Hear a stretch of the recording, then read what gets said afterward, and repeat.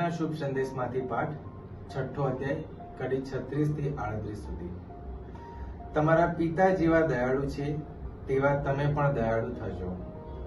કોઈનો ન્યાય તોડશો નહીં, એટલે તમારો પણ ન્યાય નહીં તોડાય।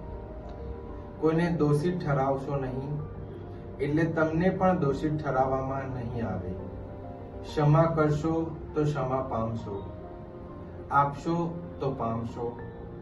માપ ખાસું દબાવીને હલાવીને અને ઉભરાતું તમારા ખોળામાં રેડવામાં આવશે, કારણ જે માપથી તમે ભરી આપશો તે માપથી જ તમને ભરી આપવામાં આવશે।